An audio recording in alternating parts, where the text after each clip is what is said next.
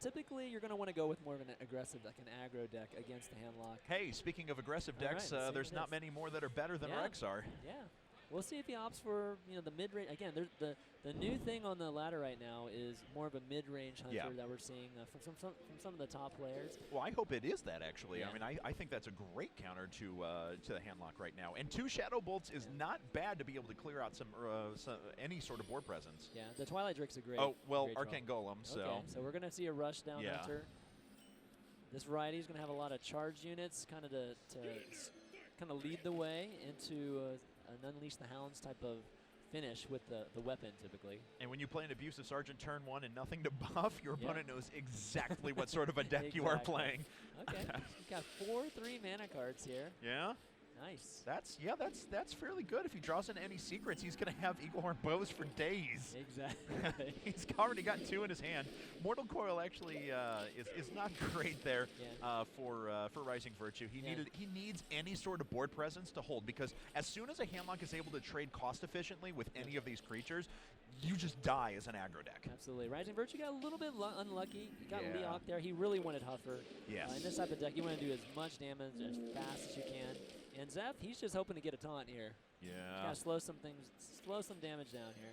All right. And, of course, he can just straight up attack with the Eaglehorn Bull. He doesn't have to wait for secrets or anything like that. As time goes along, he's got a second one in reserve, so he'll just keep slamming those out and keep doing damage. Got at least 9 damage from the Eaglehorn, though, for sure. Yeah. Let's see. 4-8. Okay, so he's got the Twilight Drake. The Twilight Drake's going to definitely damage the Hunter, really threaten the Hunter a little bit. But, again, the Hunter's not too worried about it. He's not going to Hunter mark that yet. All right. Well, and it looks like he does decide to draw into tracking. Picks up, wow. Choices. Starving Buzzard, of course, you want to keep around for an Unleash the Hounds combo, but Leroy Jenkins is just straight out 6 damage. I think given his hand here, he's got, 11? He's got 17 damage in his hand, and this guy's only got 18 health. That's right. So I think that's a smart choice, picking Leroy Jenkins over the Buzzard to draw some cards. And, of course, our Hunter here is blissfully ignorant of his health. He doesn't care about it in any way, shape, or form, because if he doesn't kill his opponent in about 2 turns, then he's going to be done anyway. Yep.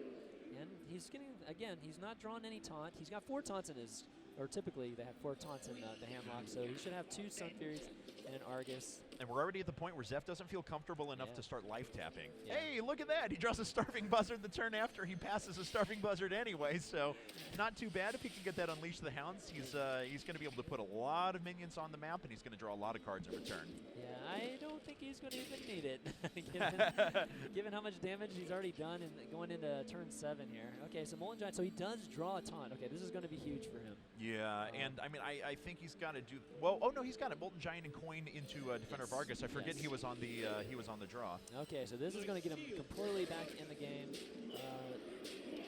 To the point where it's actually very difficult for our Hunter after this. Yes, let's see what he draws into. actually. He does have a Hunter's Mark available, so we can clear at least a little bit of that out.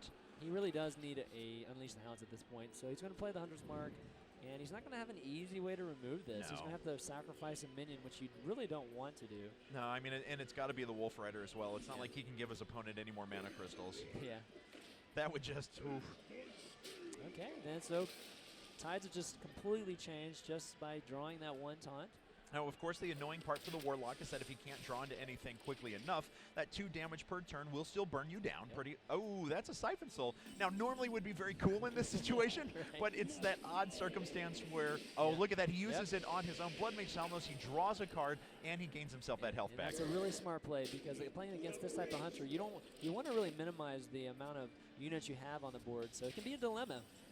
To be able to kind of trade that getting damage to the face versus potentially giving him a very powerful Unleash the Hounds combo. Oh, and this is an all-in YOLO play right now. He just had to give his opponent a Mana Crystal, 2/1/1 Yelps just to clear out that Twilight Drake. Yeah, I think that's the right move. I mean, it's a pretty crucial moment in this game, and he's not going to have a better chance to win except for right now. I mean, he needs to draw Unleash the Hounds. If he's able to get Starving Buzzard, Unleash the Hounds, he can draw 3 cards, maybe hit that Timberwolf, maybe get some more damage in. I don't know. I mean, things are looking fairly bleak at the moment, though. Well, the one thing that's nice for him is that the Warlock will not tap anymore. That's true. He's only going to be drawing 1 card a turn at this point.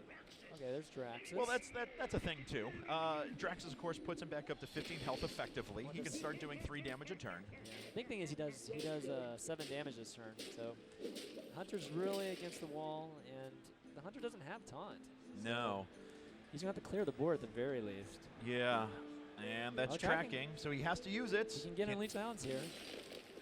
Let's see. Oh. Oh, no. You take Flare? I think he might actually take Flare. I think you have to get the Yeah. card. There's no choice. Your Animal Companion doesn't do enough. You just die next turn one way or another. He could get Misha, but that's like a 1 in 3 chance. I mean, but- well, there's still a... Oh, no, Siphon Soul was used on his own Bloodmage Talnos, so yeah.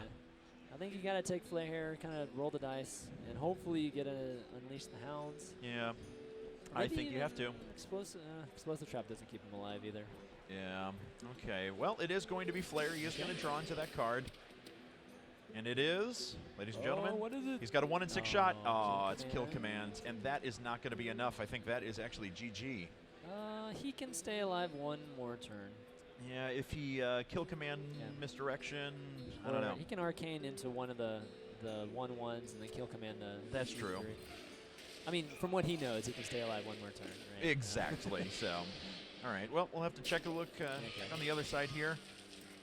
Let's go to our Jiraxis. Yeah, and that's going to be it with Leroy Jenkins. That's it. GG. Even the Hellfire there just to rub it in. Yeah. There it goes. And that is game. So, Handlock, I know. Handlock is just dominating. undefeated. Exactly. Crazy, man. So what do you think? You think Rising Burst is going to pick a Handlock? It better be. We better just see Handlock Mirror Match Might as again. well. The finals better Oh my come down. We gosh. should just set it. It's just Handlock versus Handlock the entire time, the rest of the way.